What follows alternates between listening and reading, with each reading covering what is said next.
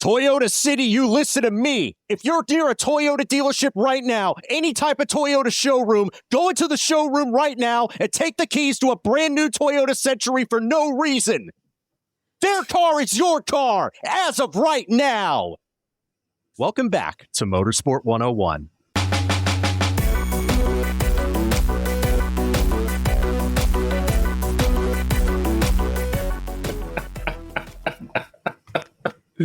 Can you tell some major culturally significant events have happened in the last couple of weeks? Yeah, Funkmaster Flex debuted artist. Go New York, go New York, go New York, go. Welcome to episode 665 of Motorsport 101, just one episode shy of the funny number. And in this episode, we're going to be talking the 94th run-in of the 24 Hours of Le Mans, and demons have been avenged, hands have been put in cash registers, and Coach K can rule the world again. Toyota has won Le Mans. And this time, it's not a baby ring. Ain't that right, RJ O'Connell?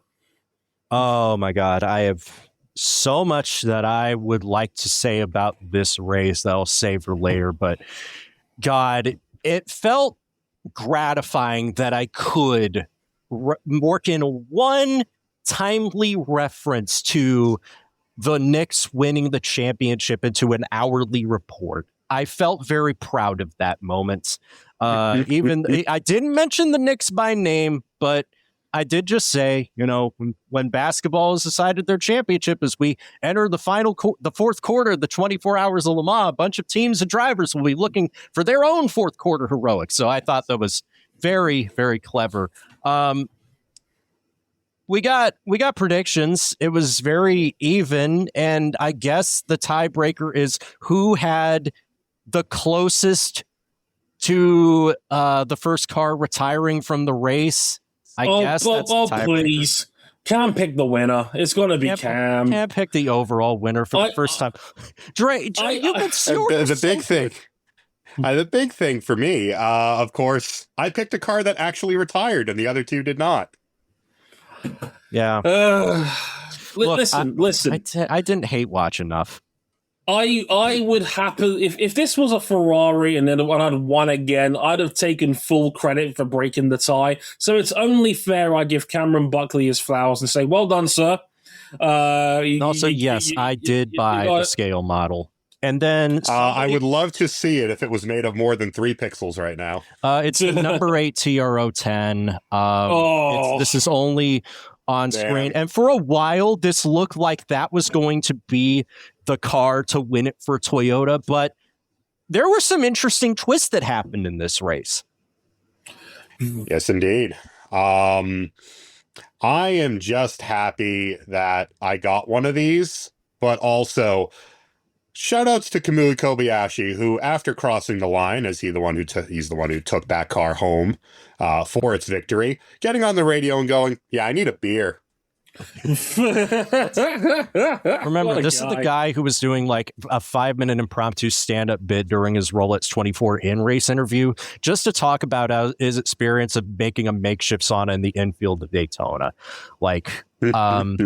There's a lot we got to get through, but Dre, why don't you tell the fine folks where you can find this and other wonderful Motorsport 101 podcasts and written materials?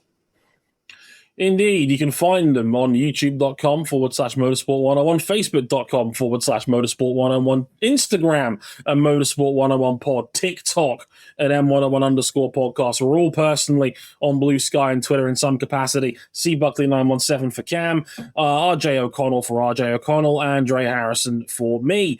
You can also follow us on our website, motorsport101.com, if you want a full written review of all things to come out of Barcelona, where I only make 3 New York Knicks jokes. You should be very proud of me, quite frankly. All of that can be found on the site and, of course, our Patreon page, patreon.com/motorsport101. $5 gets you early access to all of our content. You can upgrade to the $10 tier to listen to these episodes live as they're being recorded, as Kira, Raptor, and Jason are doing so right now. Thank you very much. And I'll get out of the way in a hot minute because it's time to review the 94th 24 Hours of Le Mans. But for victory once more after 3 years away from the top step of the podium, Toyota Racing are heading to win the 2026 Le Mans 24 Hours, the 94th running of the world's greatest endurance motor race, falls to Toyota number 7. Kamui Kobayashi takes the checkered flag at Le Mans. He takes his second win along with his teammate Mike Conway, and now jubilation in the garage. Nick de Vries, the third member of the team, takes his first win. BMW number 20, Robin Fines, puts them on the podium and extends their Drivers' Championship advantage with second place. And the remarkable story of this race for Toyota concludes with a third placed finish for car number 8. They knew they were under pressure. They knew they had potential. But this place, as Toyota knows perhaps above all others, can be mercilessly cruel. But Toyota win in 2026. If you're familiar with the modern history of the 24 Hours of Le Mans, that you've known that for over 3 decades, Toyota at Le Mans was a tale of persistent sorrow and frustration, with its lowest moment coming 10 years ago, when, while leading the race with Kazuki Nakajima behind the wheel, seemingly destined to win the 2016 24 Hours of Le Mans, the car retires from the lead as it took the white flag, wouldn't even finish the race. It was the lowest moment in a multi-generational curse for the biggest Japanese automaker, now the biggest automaker in the entire world.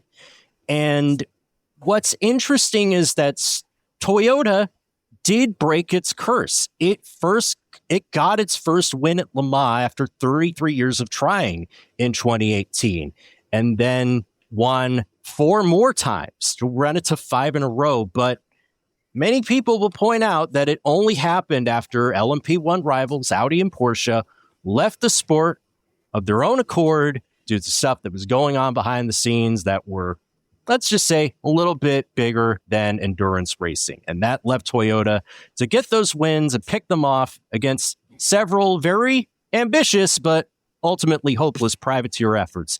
There was that Alpine program that was really just borrowing the old Rebellion racing equipment for a bit, and then Alpine built its own thing. But that's neither here nor there.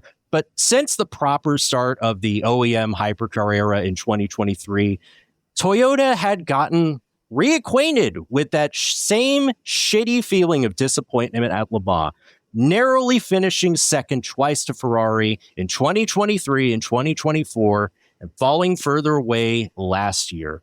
But now, at last, Toyota is back on top with a win at Le Mans, with no qualifiers, no yeah buts, no cubic zirconia, no invoking Disney characters, no purported asterisk, going through strong. What are they going to say now? Going through strong competition to get there in the form of Cadillac Hertz Team Jota and BMW MT WRT, who put forth 2 very strong efforts all race weekend. The number 20 BMW of Robin Fringe, Rene Rast, and Sheldon van der Linde surged the lead on the first lap, going from 4th in the grid to 1st thanks to some stellar driving from Rast. The number 8 Toyota, that's the Sebastian Buemi, Brendan Hartley, and Rio Hirakawa, led the most laps after going very early to an alternate pit strategy to try and gain more clean air, because the 2 Toyotas had not qualified well, because Hyperpole 1 was not good to them. And then Cadillac gained the advantage by being the first to switch the soft tires at night, because all 3 tire compounds are available. But as the race progressed and in the final moments, it was the number 7 Toyota of Mike Conway, Nick de Vries, and Kamui Kobayashi that came back from a mediocre first quarter of the race. They were impeded by an untimely puncture, and then also a drive shaft sensor problem, which, as Kamui Kobayashi discussed and technical director David Flory later expanded on, put the car into a safe mode that reduced the power for stretches when it got put in there. So they had to be very careful not to kick it back into safe mode. Otherwise, they would have had no chance.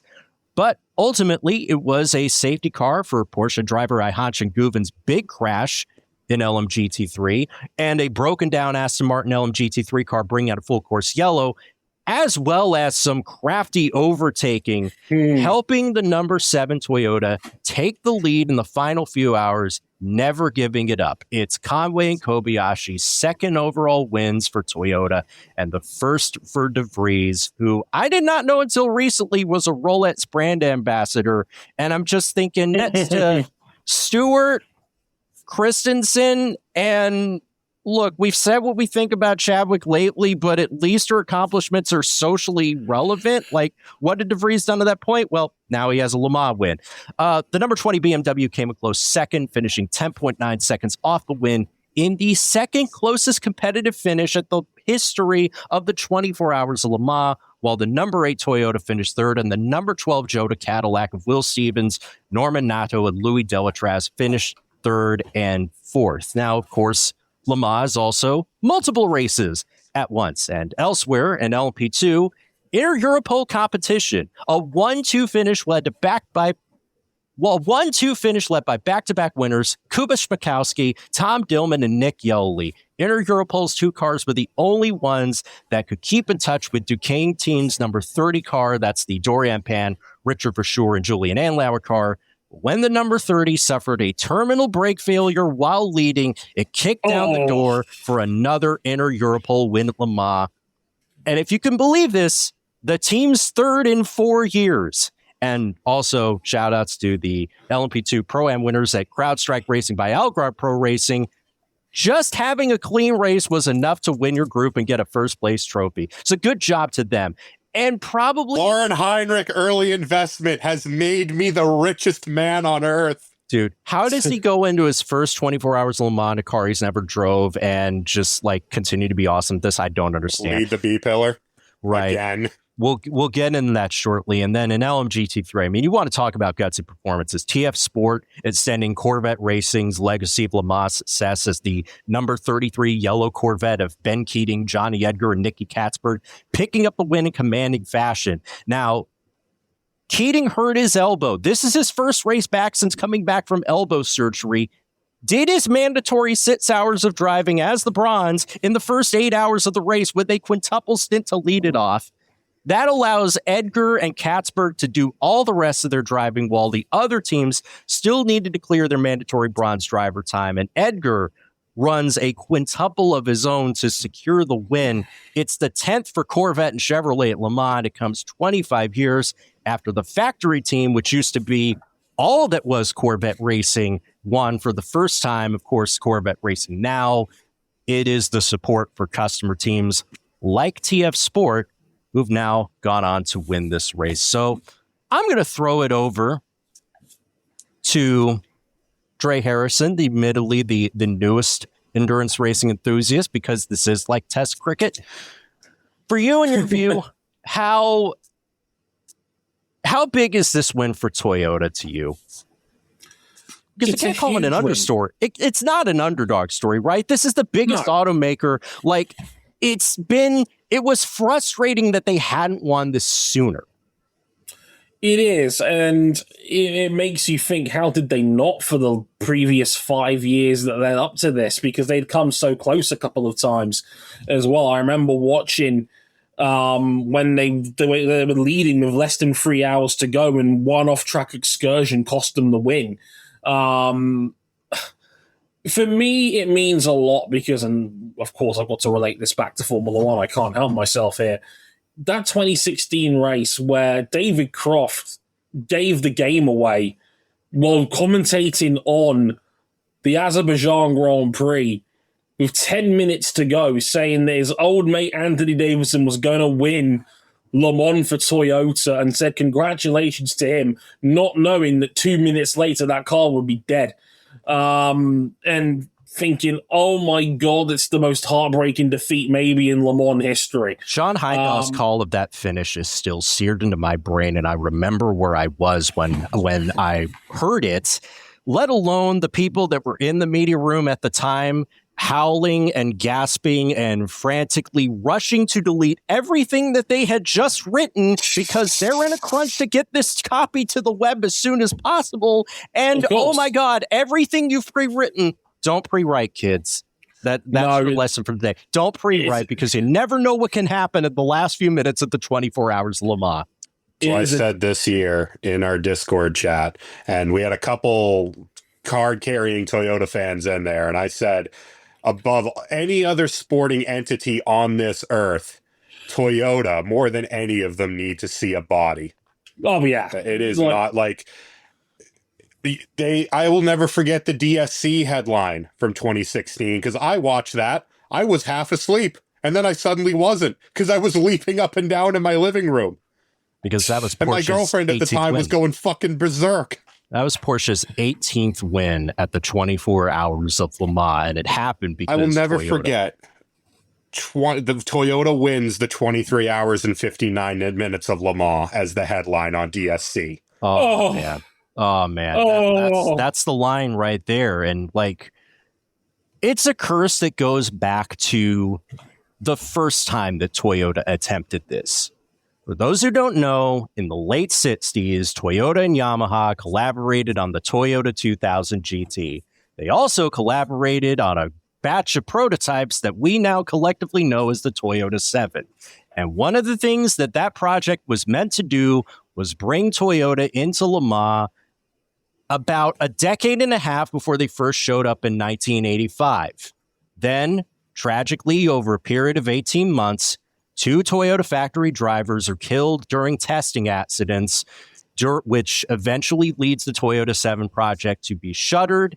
And in the case of Sachio Fukuzawa, leads to a 12-year legal battle between Toyota and his family that eventually gets settled out of court a dozen or so years later, with still a lot of bad feelings left attached to it. There's still elements of that have not been exposed to the public 50 years on.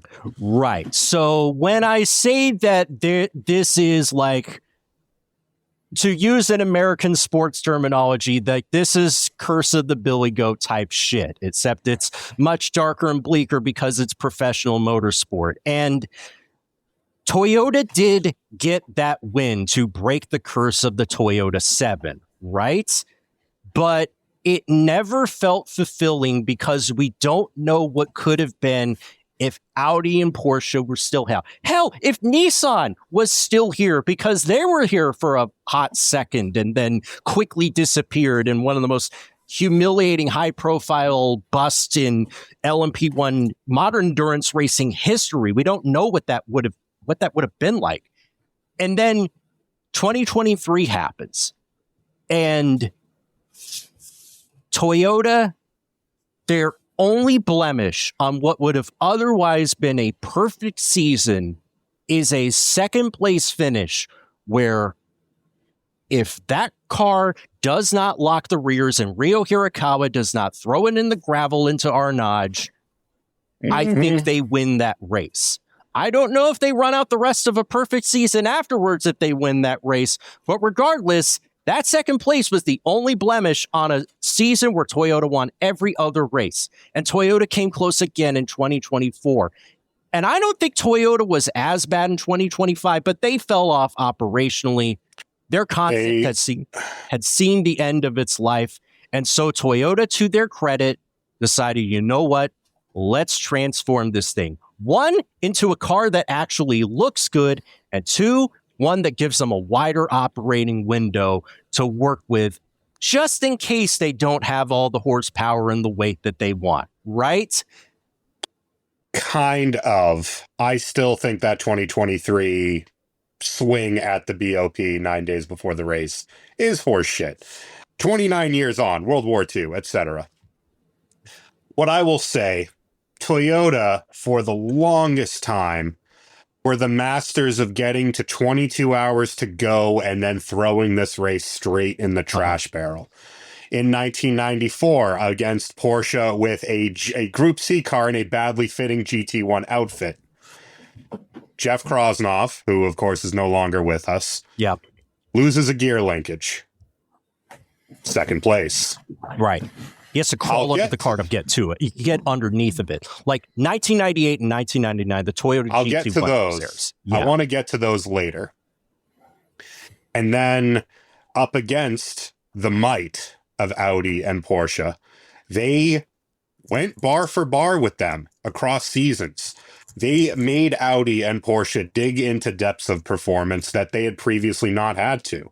But Le Mans always eluded them, whether it was a crash, whether it was faulty FIA metering equipment in 2014 that struck the 7 out of one of the most crushingly dominant Le Mans that we had seen up to that point. That car was invincible. Yeah. And then it was gone overnight. 2015, not at the races. An embarrassment. They go in, they retool everything. You talked about 2016. Yeah. And if you watch 2016 live, I mean, I think it was the Eurosport commentary talked about it. You wouldn't put that plot in a movie. No one would believe it. Right. And yet it happened.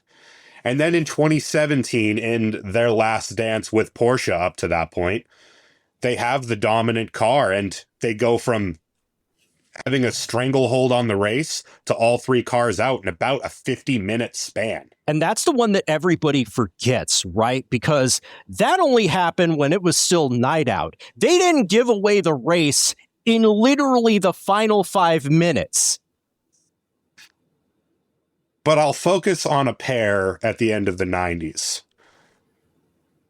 In 1998, they debut a car called the TS020. You know it as that is the most regulation abusive race car perhaps ever spawned. And it's beautiful. I've seen it in person twice, including this past week. And the legend of that car, of course, is being dominantly fast in all 3 of its outings and not winning any of them. Right. But I do think in wearing the livery that the car did last Sunday from 1998 and in defeating that which defeated them in 1999 at BMW, at last the TS020's ghost can rest.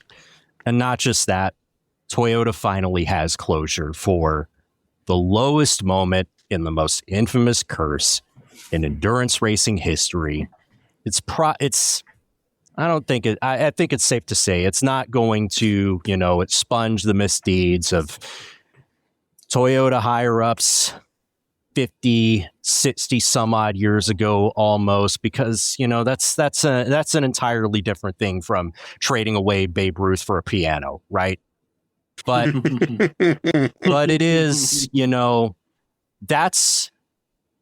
we don't all get closure in our lives when something terrible happens to us. Like, we don't get closure when we get dumped by somebody, right? And it's like bad. We don't ever get that closure of just like a lot of things in life that are bad and leave you wondering what if for years and years, possibly to the end of our lifetimes. Toyota, in this instance, got that closure, and they could say, we won Le Mans. We survived the first biggest hurdle. Because, right, one thing that gets lost in the discussion of, Toyota didn't beat anybody win Le Mans those last 5 times. Finishing Le Mans by itself is a hard thing. If it wasn't a hard thing, they probably wouldn't have had to wait 33 years to win it in the first place.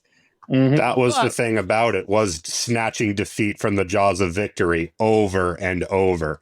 Less than an hour and a half to go in 94. Less than 90 minutes to go in 1998.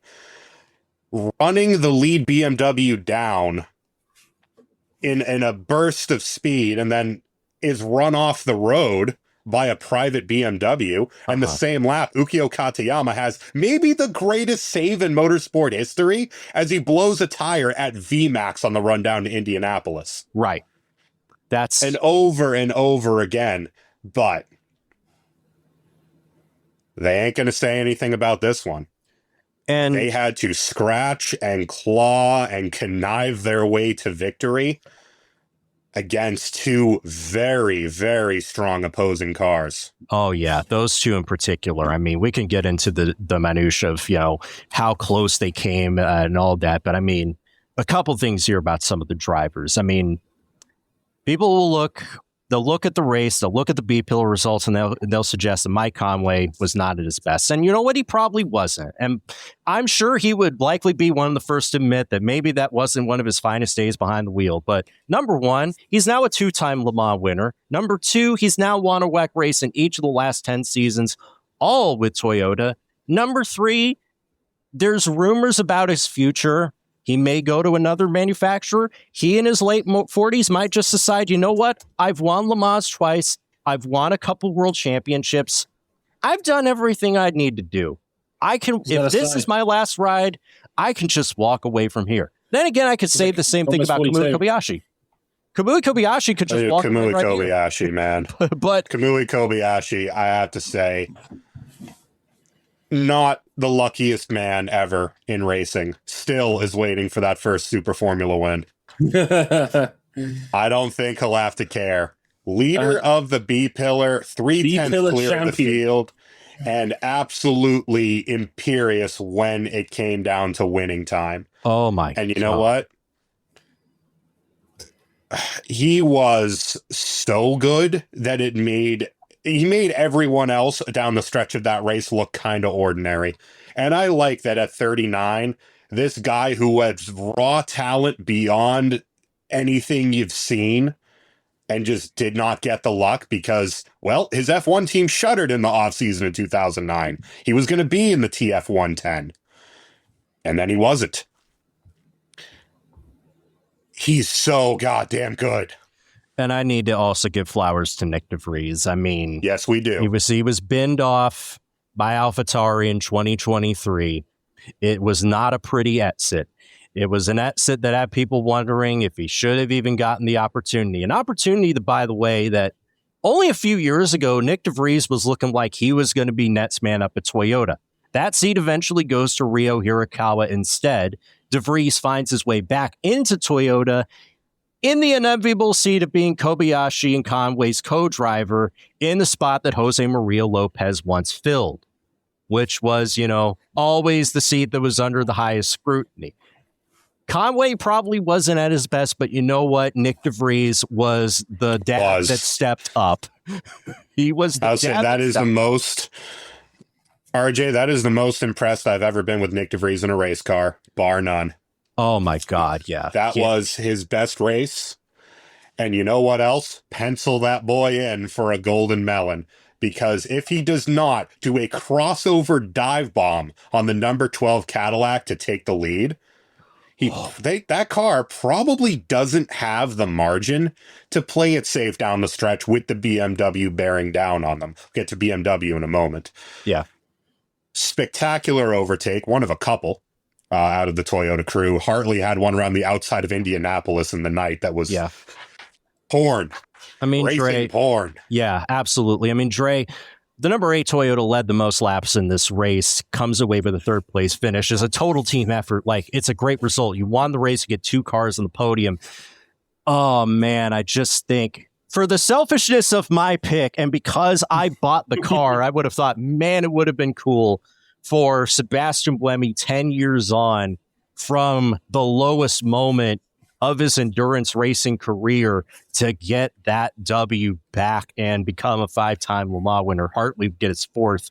Hirakawa would get his 2nd. But I mean, ultimately Toyota won. So it's just like, it sucks for them on an individual level, but as a total team effort, you take it all the way. You take it all the way. I mean, the talk was before this preview started. This feels like the end of an era for Toyota anyway. We know Conway is almost certainly going to be leaving at the end of the season. There's rumblings that Brendan Hartley might be looking for a change of scenery as well. We don't know how many of these guys are going to be back here next year. Nick DeVries could be gone next year. You never know. Could clear the decks. Yeah, it could be a deck clearer. I mean, because even I know, and I'm the least knowledgeable of the 3 by a mile when it comes to sports cars, that's been a Toyota core for as long as I can remember. Those at least 5 of those 6 drivers has been the core of the Toyota fleet. Buemi's been here since the start of this endeavor in 2012. He's been here for 15 seasons. He's Say not. that He's seven not going to car- be leaving. By the way, that 7 car has been manned by the Conway Kobayashi tandem, partnered as well with Lopez and then DeVries later on, since that 2017 race where that was the dominant car until it very suddenly wasn't, with catastrophic clutch failure out of the lead. That has been the staple, that has been the front running Toyota for much of that time, just usually not at Le Mans. yeah. Definitely. What a core. And if it is the end, what better way to bow out than one more victory in a race they've been chasing for the last half decade? So many demons to avenge, so many stories to tell, so many near misses as well amongst this era, which is just doubly heartbreaking when this is the toughest race to win maybe in the world. And yeah, a magnificent win. And good. As an F1 guy, I'm delighted for Kamui, who has always been, I think, underappreciated as an F1 driver and beyond, since he's now become one of the real darlings of endurance racing. And Nick de Vries had a very hard time in Formula One, and some of that was deserved. I'm not going to deny that or revise history on that. But it goes to show you that you don't necessarily just fluke a Formula E World Championship. He was able to go over, and he's now got a Le Mans win to his name. Good for him, because he's drove really well in this race. He's got a Golden Melon nominee in there as well, which is always fun. Yeah. That was the most impressive. Again, I echo Cam's sentiment.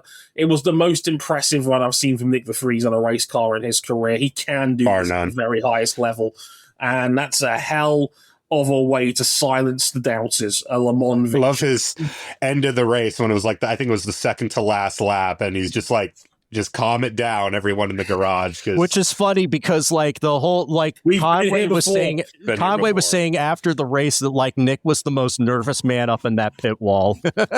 I don't blame him. Not at all. Yeah, because he was famously the only one of them that hadn't won it. And to kind of expand on that, and in reference to Toyota's past wins and a lot of the litigation and relitigation of those. But with competition, it just means more. Yeah, of course. And they were for years, win a real ring. BMW pressed them to the ends of the earth this race. Their old enemy from 1999 that they themselves lost a car out of the lead that year. And in 1999, before that puncture for the 3, the 15 car was going to have an extra stop. It was going to be that close. And BMW came out in favor then. They tried their damnedest this time. I mean, BMW is real. Yeah, BMW and Cadillac, I think, as a collective, we could talk both about them, because that's the thing that I came away with for this race, is that you have 3 manufacturers who are just fighting hammer and tong in a race where in many years you've been lucky to have 2 competitive manufacturers go hammer and tong like this. And it's a shame that one of them had to lose, let alone 2. BMW put forth their most complete effort with the M Hybrid V8 at Le Mans ever, and it's not even close. I would say for this car, period, the only competition was maybe Daytona last year, and even then, that fell apart late.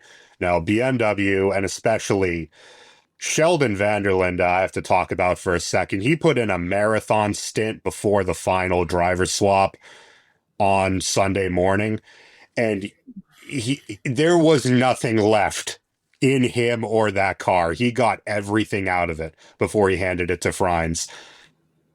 Just not quite enough in the nighttime. They were that last tiny little percentile off, and they did get a gap. They did have something to work with in the daytime hours, but the safety car that we got for Guven's crash, which we'll talk about later on, just put them on the back foot relative to Toyota, and then Toyota had spectacular daytime pace. Yeah. That is to take nothing away from the 20 crew. They balled out. Yeah. See what happens when you put a real livery on that car? You know what? You know what it did also? That reminded me, like, man, I hadn't thought about Rene Rast being that dude for a minute. And then I never forget when he drove from fourth to the lead on the opening lap, and then everybody just kept. I mean, that guy's sensational. Robin Friends drove like he drove one like of the best the races of his career. He drove so like the good. guy that in about this time about 15 years ago, everybody was wondering, why isn't this guy getting the call up to Formula One? Because he's clearly better than all the other guys that are. Dude, Ultimately, it didn't work out. Rene unleashed the berserker on that start. That was nuts. But yeah, Frines, unfortunately, just too much to do. And we talk about that team effort with Toyota and having two bullets in the chamber, which the other two entities did not. Talk about that in a minute. The 8 car was able to run an alternate tire strategy and run blocker. Yep. And basically hold the 20 back. And that afforded Toyota the opportunity to just take it easy with the 7. Kamui was so ginger through traffic, he almost crashed through traffic by accident.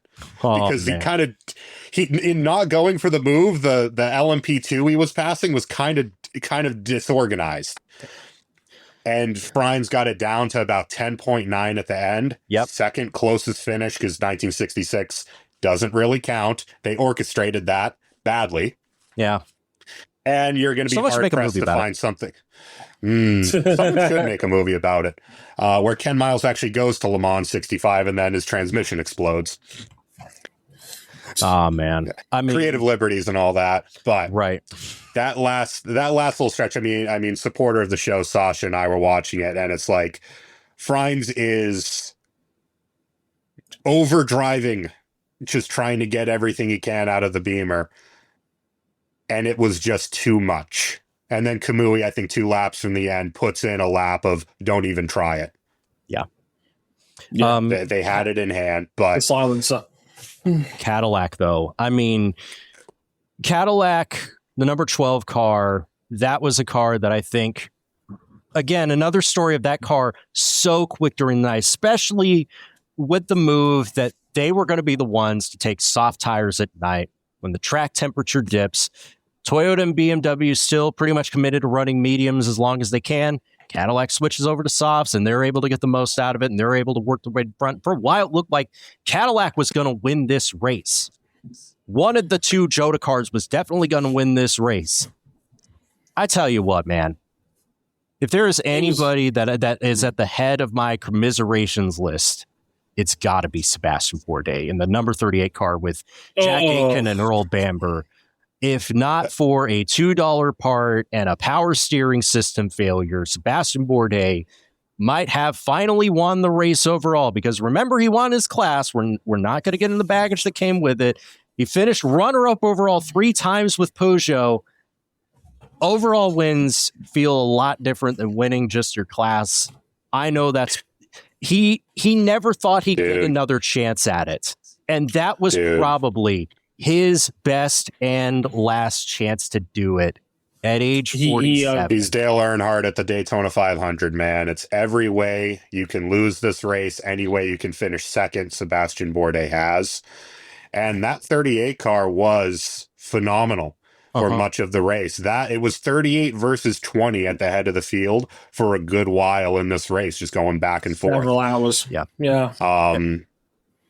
And what ends up happening is, it was like a splash of cold water to the face, because the 38 was leading. Then it's P2. Then it's in the garage, and they're taking the nose off of it. Seb Bourdais climbs out and whips his seat across the room because it's a terminal issue. Yeah. It's shades of 2010 when he put the 3 Peugeot on pole.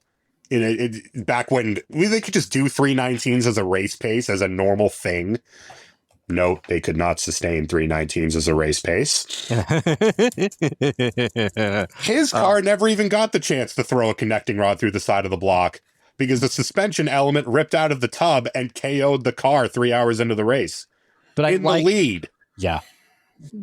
I also like that the 12 car picked him up. Like, Louis Delatraz maybe didn't leave a very Cooking. good first impression at Jota in Spa, perhaps.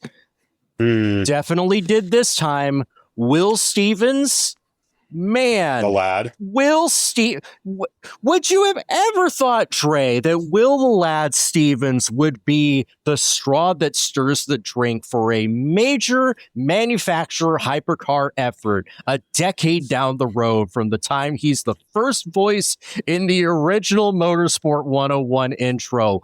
God, he is so good. Will the Lad Stevens, all 5'5" of him.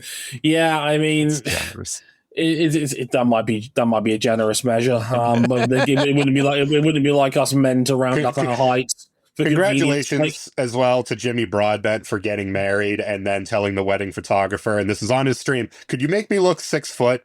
And then the photographer's just like, no. Impossible. I'm such a sweetheart. I love the NLS driver. The NLS driver. The NLS driver. Don't mind me. No, I was going to say, I would never have thought when Will Stevens was in F1. Again, it goes to show you that F1 should never be the be-all and end-all of how to describe a driver's career, because the man has become a staple elite sports car driver, and he put Caddy on his back. The entire 12 crew was phenomenal in that race. Norman Nato was the fastest gold driver on the entire field. He was exceptional. Stevens put the team on his back when he needed him to. He was great. Delatraz, who's again had a mixed impression over his time in sports cars racing, was right up there with the very best out there again. Great job from him. I want to mention as well Seb Bourdais. You mentioned him a minute ago. Seb Bourdais is one of the best drivers of this generation. I stand by that. I've always stood by that. Champ Car deserves its flowers, and his role in that success. He's 47 years of age now. He knows time is just about up. And I heard and forgive me, RJ, I saw the quotes on racer.com when it came around at the time, and just reading that on just the gut wrench when you read it and you just go, this race is just not for me to win. And the man lives down the road. He would never have to buy a beer in town again if he ever actually won this thing. And it just wasn't to be. It's a real shame because the 38 and the 12 were sensational. They could have easily had 2 cars on the podium. Yeah. Easily. Yeah. Another year. And having another bullet in the chamber might have helped turn the tide against Toyota when they were able to deploy the 8 basically to help the 7 car. And to say nothing of the second BMW, all of the pain and misery and suffering that usually befalls a BMW hypercar was focused squarely on the 15 car. Right. And it all started with a collision with an LMP2 car it just snowballs from there. They lose power late in the race while they're already out of contention. The steering column came loose in the middle of the fucking race. Wow. That's just, that's not even the silliest thing to happen with the car, because I got to take 2 minutes to talk about the mess that was the end of Hyperpole, where Jack Aitken wins Hyperpole and then has to give back the Hyperpole medal because he had cut through from the working lane to the fast lane before he was instructed. They've given him the medal, and now he has to give it back so they can give it back to Dries Vanthoor, who ends up winning Hyperpole on the socials. Devastating. That was they had to give him the medal back with Aitken looking like Oliver Twist asking for a second bowl of gruel, and then having to complete the whole ceremony in the back of BMW's garage. All they had to do was wait 5 freaking minutes for a steward's decision to come in before you get to the podium ceremony, man. And you could have saved a lot of people a lot of public embarrassment, including yourselves. Yeah. Nope. Pinnacle of Motorsport, huh? Let me think. The exclusive grandeur and all that stuff. I love this race, but sometimes it could be a bit silly. I've carved in a segment where we could talk for maybe 10 minutes to talk about pleasant surprises, unpleasant surprises, and commiseration throughout the race. Oh my God, dude. Other people that I feel bad for. Dorian Pan was nearly the first woman to win a major class at Le Mans, 48 years. And I was so close to doubling up. When it wasn't just that. It was that Duquesne had the car of the race. And Richard Verschoor is putting in work in his first impression at Le Mans. Like, he was great. Julian Andlauer didn't have to carry the team, right? No. Julian was great. All three of them, excellent all week. Dorian Pan was her all week. Right. Dorian Pan was one of the top silvers in the class. Look, I know, I'll be real with you, people get a bit weird about Dorian Pan on the internet, but let's not make any mistake. She's a phenomenally talented sports car driver. That's what she always should have been. This is her calling, and this was her race. Yeah. What a damn shame, because dude, that mechanical failure on the fucking Orica 07, which has been the de facto spec car for 9 years, and for good reason, because it's reliable.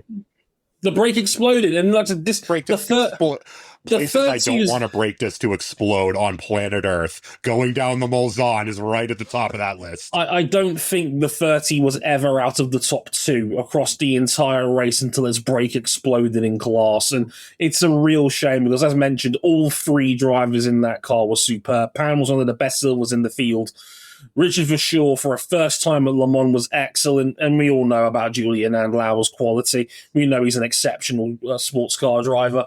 That was a phenomenal team effort, and they were looking good for a historic class win, and that was that. Just like that, it was over. And there are so many Dorian Pan fans out there, and rightly so. She's an incredible driver, and you could feel the heartbreak across social media. It was devastating. Dame time didn't escape. Like Dame, always Dame fucking happened Dame again. time. Dame time happened again, and there's not even Dame time on the car this time, and yet somehow the curse lingers. Yeah, you had Dorian Pan in the race, you had Sarah Bovey as the Grand Marshal, you have Michelle Gatton putting really great addition to the World Feed commentary team. Michelle Gatton. Oh, yeah, I was worth mentioning. Michelle Gatting was the best commentator at Le Mans this year. She was exceptional. Adds so much to the team. Good. If Michelle Gatting is going to be shut out of racing opportunities for no fault of her own because of the mismanagement of Iron Dames, like, she'd make a hell of a television pundit. But first and foremost, I want to see her get back into a goddamn competitive race car again. Because we all do. Absolutely. The race's loss was the commentary box's gain. Michelle Gatton was informative, witty, funny, was able to correct the men at times on pointing out things like rules and regulations and the technical nuances of the track. I love the little joke she made about Dorian being so small that when you have to put the driver's seat in the car, you have to put a sofa in for Dorian because of how small she is. Bless. Like, I mean, they got her listed as 5'2". I think that's generous, quite frankly. But Gatting was wonderful, like an immensely brilliant addition to the box. For a first time as a major commentator, absolutely astonishingly good. Yeah. She had no business being as good as she was in that box. You know, incredible. That Lawrence Vanthoor guy who didn't even plan to be here was all right too. Fucking he was. It wasn't going to be Martin Haven now, was it? Martin haven't a clue. I did love, by the way, David Addison, Graham Goodwin's banter about. Do you know why two boxers don't have sets with each other before they fight? It's because they hate each other. Add that to the list of unhinged shit that's said at Le Mans overnight. But yes, somebody wanted still might not be as bad as the heroin comment from a couple years ago. Still might not be as bad as Martin accidentally killing John Brooks and Graham reaching for the mic and said, "No, John Brooks is alive. I just spoke with him last week." John Brooks, the legendary sports car racing photographer. I've got to say as well, like it was worth a couple of mentions. Commentators. One, I'm biased because I worked with him at Autosport, but David Addison is great. I love the line that he said that he's like the real adult in the room out of the big mainline commentators. I've joked this before, but I said, "quote I could get us cancelled by 2 a.m." Which I love David Addison for that. He's great. And the other mention as well. On Radio Le Mans at one point, we had Jimmy Johnson in the commentary box, and he was drunk as a skunk. Dude, I have never heard that man sound that way. I have never heard. I could not believe how drunk he was. Dude, that's not Jimmy Johnson. Was wasted. Dude, that's not Jimmy Johnson. That's not Jimmy Johnson. That's Dale Jr.'s buddy, Jimmy Jam. Because people have only learned over time that Jimmy Johnson is actually a lot closer to Dale Earnhardt in terms of his origin story and his upbringing than he is to Jeff Gordon. He just so happened to be Jeff Gordon's protege for a bit. I think he turned out all right. Yeah. I want to pour one out for Genesis Magma Racing, who showed up to first Le Mans. Great effort. Yeah. Great effort, was going very well until it very suddenly wasn't with the 19 car. They were running, I think, fourth, out of sequence, but fourth. Yeah. In that sort of middle group, we will have to talk about the BOP for a moment. Until they have powertrain. Yeah, we have to talk about the BOP. But great first effort. Sadly lost the 17 car with a quite spectacular right front suspension failure. They cut too much of the curb on the inside of the opening chicane, and it basically blew the right front corner smooth off the car. I appreciate that Edgar Wright reposted Genesis doing a parody of Baby Driver centered around young Mathis Joubert, because look, it's not Edgar Wright's fault that Kevin Spacey turned out to be an actual real life villain, because that was such a fun movie, man. It was a very fun movie. And the 19, importantly, the 19 did make the flag. A few powertrain issues, but did make the flag. Solid first effort. Yeah. And pretty much shadowed their chassis twin Alpine for much of the race when they were running in terms of lap times. Yeah. But Paul Chatin was top 20 on the B pillar as well. So there was some pace there for a gold, exceptional. And not just that, but very good pace out of the car. One of the late additions to the program, because remember, Andre and Pipo have way more experience in that project than anything else. Alpine gets 2 top 10s out of their last effort at Le Mans, which, I mean, you'd love to. Alpine were weird. Alpine were very weird. Alpine were very weird. I wonder if they did have reliability concerns with their engines, because they looked like they were in the fight throughout the week, and then their straight line speed was just down for the whole race. They did make the flag with both cars. They pretty much ran trouble-free. But we did have a BOP this year that I would say was very good at the front, because there was nothing to separate between the Toyota, the Caddy, and the BMW. And then there was a gap to the Genesis when it was running, the Ferraris, who the Ferrari had a race and a half. We'll expand on them. And the Alpines and one of the Aston Martins. And then you have to go about 3 miles down the road to get to Peugeot. Dude, that was really, really bad. Like, it isn't like the thing, like, for people that love to deal in like conspiracy theories and corruption, isn't the thing that like the ACO are always here to look out for the national interest, right? Because it sure as shit didn't show when Peugeot is running P last. The only other car that joined it out in the first hurdle of qualifying out in Q1 was the 83 Ferrari. I don't know how those cars managed to almost sneak away a top 10 finish. One of them got a world championship point out of it all. Because remember, the 101 car is invisible. Yes, and the 101 car. Wayne Taylor Racing didn't stink up the joint. Yeah, no, they were solid. Look, they were solid. They didn't see engine oil pressure 0.0 on their steering wheel, which might be the single worst thing to ever see on the steering wheel of a racing car. Right. They had some weird procedural penalties, but I will say this, that is an effort that is more like the team that was an IMSA juggernaut for years and years and less like a field filler. And I sincerely hope it leads to better things down the road the rest of the IMSA season. Please. I'm going to say one more note on Alpine. 12th on the B pillar average, Victor Martins. Superb effort. Fantastic this year. How is this only Victor Martins is a talent. How on earth did he... How was he so mid in Formula 2? He was robbed by the ARTs around him. That kid is a talent. Holy shit. Well, it's not like Martins was ever slow in F2. He was usually just having cars land on him. Yeah, he's normally having Alex Dunn put him in a wall somewhere at some point or another, poor guy. But Victor Martins was incredible. What a talent. Dude, he was. Man. Yeah, he's great. Man, you know what?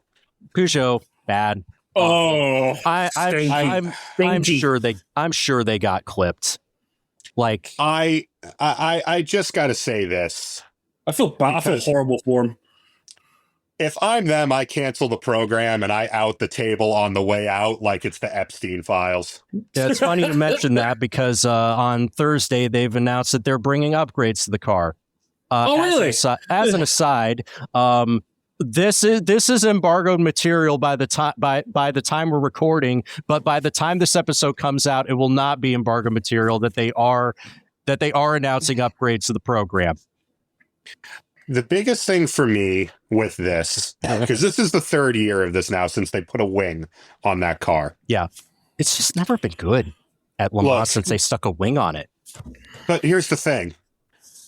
We know what the numbers were last year. And they were bad, and everyone, I think, kind of collectively went, well, why have they done that? And then it turned out that it was horrible, and they were completely off the pace. We come here a year later, a race removed from them being on pole at probably the most Le Mans adjacent track otherwise, at Spa, and they were 5 to 6 seconds a lap off the pace. Now, I am not under the impression, I think we have a big enough sample size. Yeah. I think we can say that the Peugeot 9X8 is not a good race car. It is. I don't think that's going to hurt any. I don't think it's the operating window, though. Why have they nerfed a car that needs the help? I don't. That race car. But it's not 5 seconds a lap off the pace. No. And even if it was, why aren't you helping it out as the BOP at the ACO to get them more into play? What are you hurting them for at this point? That one, I don't understand. I just don't get it. But I don't get it. I do think, even if Ferrari were closer in the fight this year, man, the 50 and 51 made asses of themselves pretty much all 24 hours. The 50 car dies. Which one of them had the Mick Schumacher happen to them? The 50 car. The 50 car was the one where most of the bad things happened. Where it, have you seen that one Cartoon Network skit, White Explosion from Inside the House? Yeah, you could have it mean some things. In this case, this car's fire extinguisher went boom. And their race was pretty much over from there. And then it was more over as catastrophic electrical failure put the car out. Yeah. The 51 was just... committing war crimes. Messy. Yeah. Very messy. The only one that ran a clean race was the 83. And for a moment, it didn't. It didn't, actually. The 83 unfortunately suffered a fuel miscalculation. They had to splash and dash the end of this race. Oh, yeah. Lost out positions on it. They lost a chance to beat the factory cars again, man. Damn. I gotta say, unless you're a Ferrari fan, I don't think you're that upset that Ferrari didn't make it a 4-beat. Understandable. Really I'm a Ferrari man, and I'm like, yeah, I get it. It's... Well, given the first thing Ferrari did was go and have a extreme bitch about the BOP in the media after. Yep. I think after last year, I think my empathy well's all tapped out, waving the flag of the number 6 Porsche. Yeah, I think the big three between Toyota, Porsche, and Ferrari love to take turns having herd asses. That's my feeling. Hey, there's no shame in it. There's no shame in having a herd ass. You just got to be honest about it. Job well done to everybody. Also, Ben Keating. Like, we give Ron Driver so much shit, right? And understandably so, right? Because they're typically wealthy. They get to live a lifestyle that we can only dream of. And then they go and embarrass us and they ruin the races for a lot of our favorite drivers, right?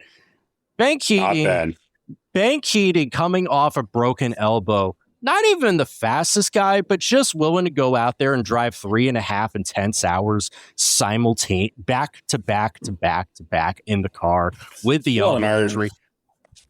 And RJ, what I love is how he put it afterwards. Like, he wanted to cut his arm off. He was in horrendous pain in the car. And he also said, winning is a hell of a painkiller. Yeah, 100% for sure. And I'll say this as well. Johnny Edgar was the designated silver in that number 33 car. Johnny Edgar is not going to stay silver for long, because next year Johnny Edgar better have a freaking factory contract, man. He looked like a silver in that car. He Monster. If Corvette Racing, sign him to a full factory deal. Make him part of the Corvette Racing factory, because if you don't, somebody else is. Other side note, I love it. One more people to point out here. Peter Dempsey, best bronze by miles. Miles. I know. You know why that is, though, is because we got it all backwards. It's because they've accidentally mixed up him and Sally Jolich's medals here. You just got to flip them, and it makes sense. I get it now.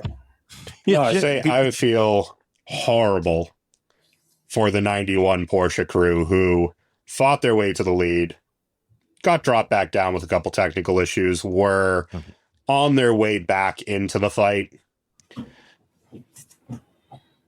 Again, I'm going to repurpose a statement from a few minutes ago. Places to lose the steering on your race car. The Mulsanne straights / chicanes are right at the top of places I don't want that to happen. Nope. And Guven hit that wall a ton. Stacked it. That's a show car now, the 91 car. I don't even know if it's a show car. You're going to see those panel gaps. Double shame for Guven. He was the fastest guy in LMG T3 on average pace. He is incredible. So good.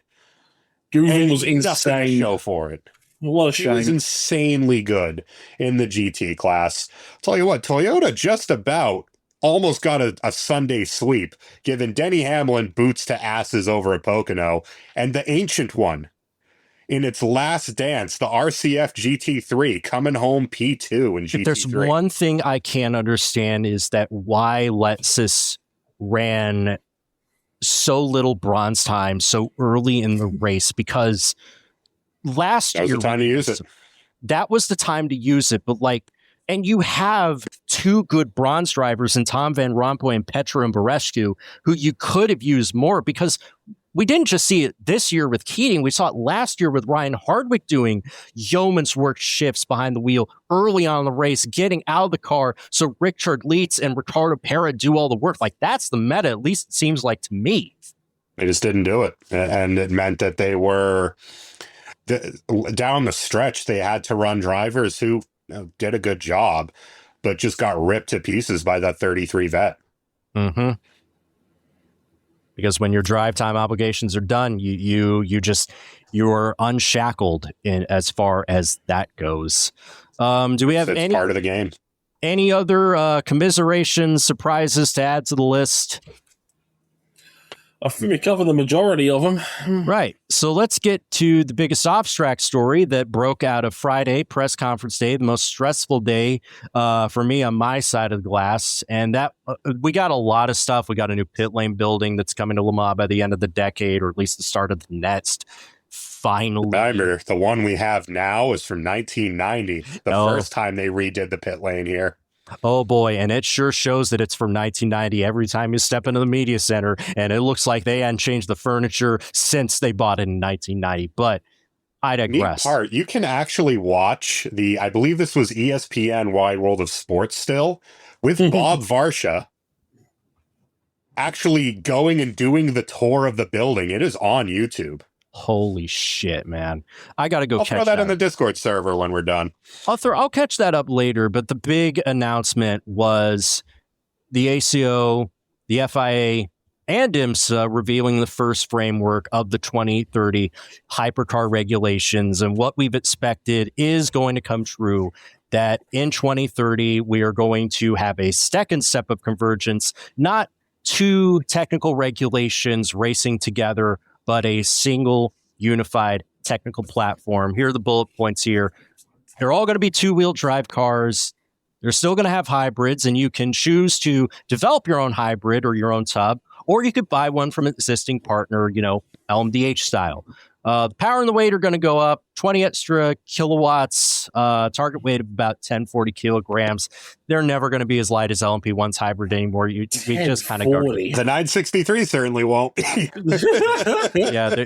Well, that's the thing. Everybody's got to bring a new car. There is maybe a hope that you can adapt old cars into the new regulations, but that's more of a hope than anything.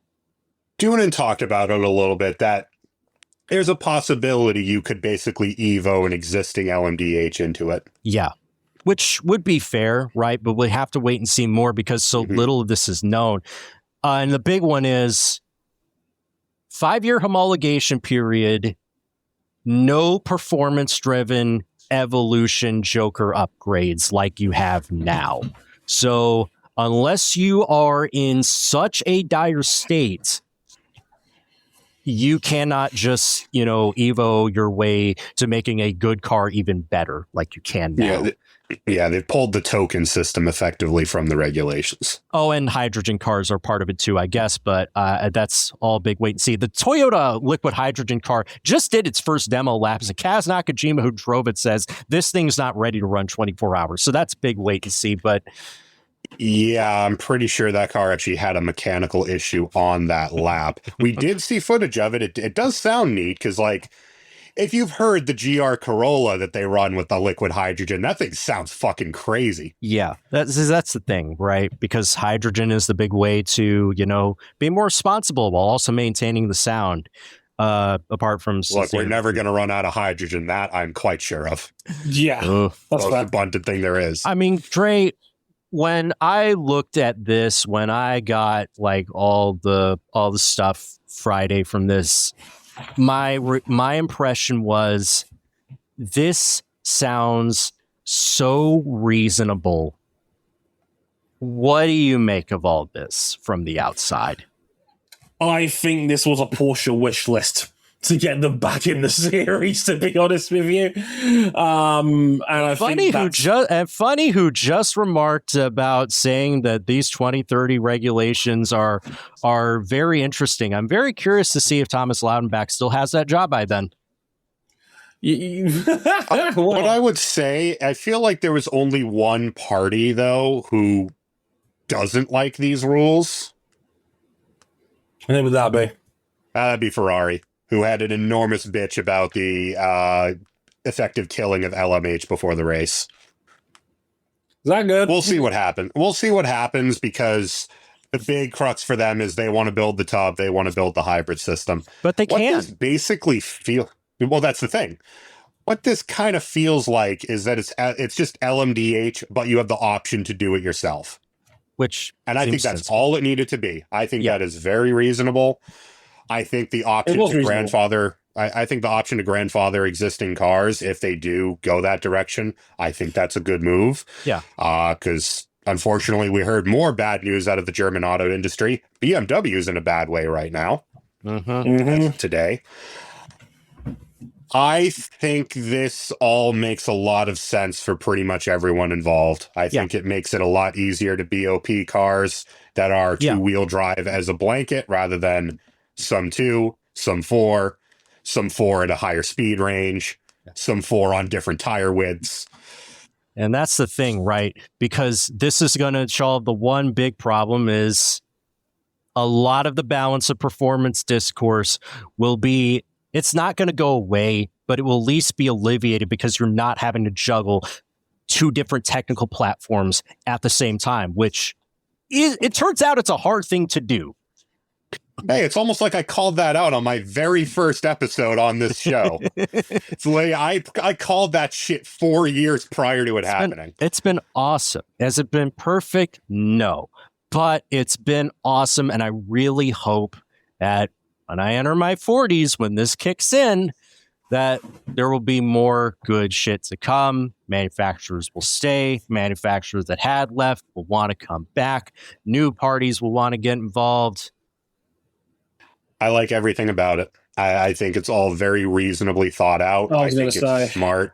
I think it's smart to make it a simpler kind of cross-pollination process between WEC and IMSA of Well, just run the same rules in the same wind tunnel, because that wind tunnel, as we've heard, has caused a bit of a divide in the BOP, which was corrected for this year. It's kind of wild it took as long as it did to correct. I'm happy with it. Yeah. I think it's very sensible. You know what? I completely agree. I was wondering, like, where's the catch so far? So far, the only catch is we don't have the full list of technical regulations, but we might have them before the end of the year. I think that's the plan. If these are the core tenets of it, I think that they can draw up the rest around it pretty well. But of course, we've seen the ACO and the FIA find a way to fuck up a good thing before. We're just going to have to wait and see. Yeah, we still got at least 4 more years before we see this hit the road. I think for me, when I look back at 2026 Le Mans, obviously, like it's one of the most satisfying wins I've seen in a long time. We talked about it narratively, the whole Toyota thing. Like, for me, I don't know if that was.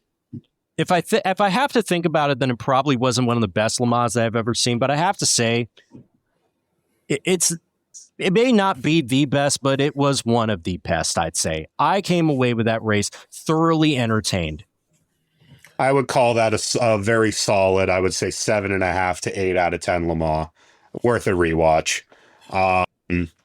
Just a very good, highly fought, competitive race all the way to the end. You never really knew who was going to win all the way through. We had a Le Mans effectively won by 10 seconds after 24 hours of racing. You can't scoff at that. That is a race that will keep you on edge, keep you on your toes all the way through. And we have multiple manufacturers in play. And I think the top end of this race was fascinating to watch. And yeah, maybe we didn't get a grandstand finale because we've been spoilt for them in recent years. But still just an overall excellent race. And as Kira points out in the chat, the 1 hour version of this, absolutely prime time viewing. Go watch it. Absolutely.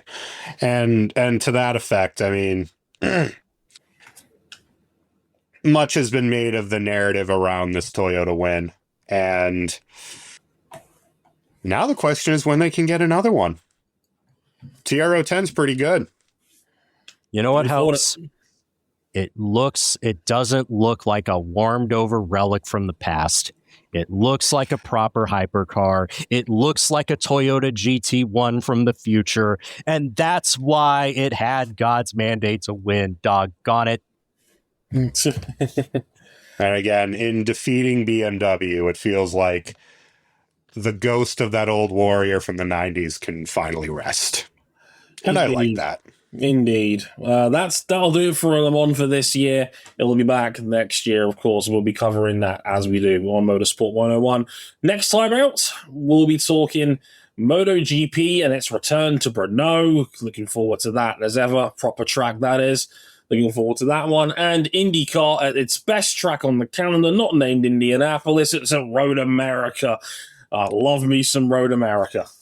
And they just turned all the hybrid systems down for reliability reasons. Oh, great. I can't wait to dig into that bullshit on next week's doubleheader. But that'll be next time. Until then, I've been Dre Harrison. They've been RJ O'Connell and Cameron Buckley. Thank you very much for watching and listening. And we'll catch you guys next time. Sayonara. Later, y'all.